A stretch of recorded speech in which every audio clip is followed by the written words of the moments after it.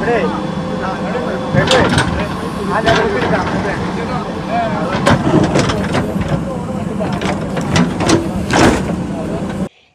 നാളത്തെ കാത്തിരിപ്പിനൊടുവിൽ കാലടി ശ്രീശങ്കര പാലത്തിലെ കുഴികൾ അടച്ച് ടാറിംഗ് നടത്തുന്ന അടിയന്തര അറ്റകുറ്റപ്പണികൾ ആരംഭിച്ചു.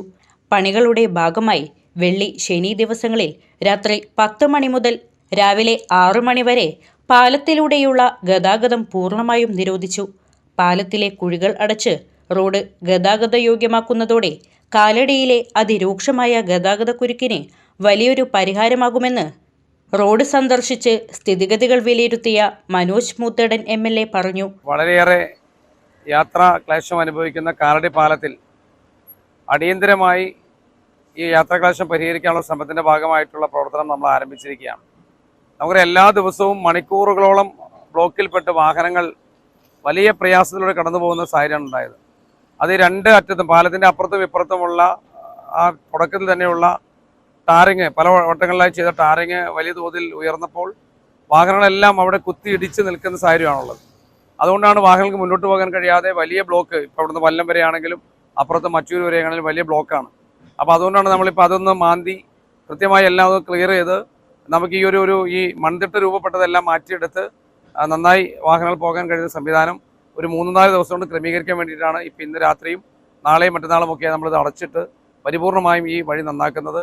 എന്തായാലും ഈ വഴിയിലൂടെയുള്ള ഈ പാലത്തിലൂടെയുള്ള ഗതാഗത കുരുക്കിന് പരിഹാരമുണ്ടാക്കാൻ കഴിയുമെന്നാണ് നമ്മൾ പ്രതീക്ഷിക്കുന്നത്.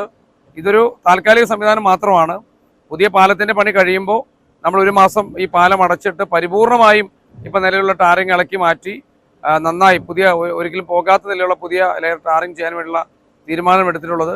അപ്പോൾ പുതിയ പാലം പണി കഴിഞ്ഞിട്ട് വേണം, അതിലൂടെ വാഹനം കടത്തി വിട്ടിട്ട് വേണം ഇത് ബ്ലോക്ക് ചെയ്യാൻ. അപ്പോൾ അതുവരെയുള്ള ഒരു താൽക്കാലിക സംവിധാനമായിട്ടാണ് നമ്മളിപ്പോൾ പാലത്തിൻ്റെ രണ്ടറ്റത്തുമുള്ള ഈ വലിയ ഗർത്തങ്ങളും വലിയ മൺതിട്ടകളൊക്കെ മാറ്റാൻ വേണ്ടിയുള്ള ശ്രമം നടത്തുന്നത്.